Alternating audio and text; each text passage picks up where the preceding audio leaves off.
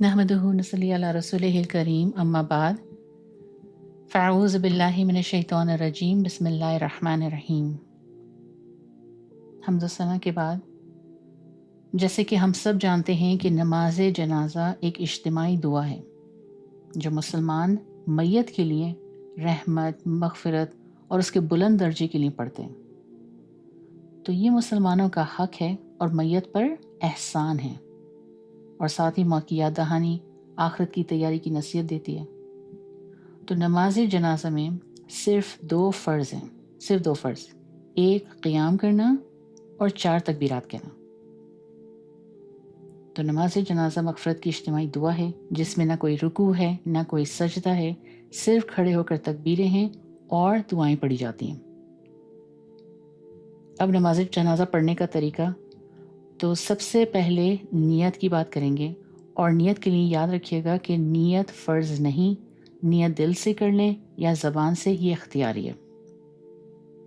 उसके बाद जैसे बताया 4 तकबीरात हैं, तो सबसे पहले फिर पहली तकबीर कहेंगे अल्लाहु अकबर, हाथ उठा के फिर फ़ौरन बांध लेंगे, और हाथ बांधने के बाद सना पढ़ेंगे, सुब्हानक अल्लाहुम्मा व बिहम्दिका व तबारक अस्मुका, जिस तरह के नमाज में पढ़ते हैं, बस पूरी सना पढ़ेंगे पहली तकबीर के बाद।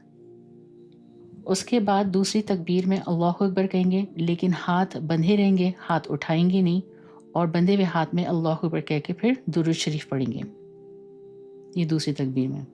तो पहली तकबीर कहने के बाद हाथ बांधेंगे और सना पढ़ेंगे, दूसरी तकबीर के बाद हाथ बंधे हुए होंगे, दुरूद शरीफ पढ़ेंगे, दुरूद इब्राहिमी, फिर तीसरी तकबीर अल्लाहु अकबर कहेंगे बग़ैर हाथ उठाए हुए, अब जनाजे की दुआ पढ़ेंगे। और जनाजे की दुआ कौन सी है कि अल्लाहुम्मा अग़फ़िर लि हय्यिना व मय्यितना, और आगे की पूरी दुआएं।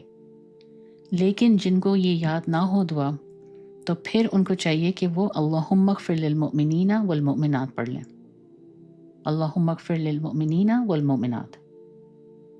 तो ये है तीसरी तकबीर में। फिर चौथी तकबीर में अल्लाहु अकबर कहेंगे और सलाम फेरते हुए हाथ दोनों छोड़ देंगे।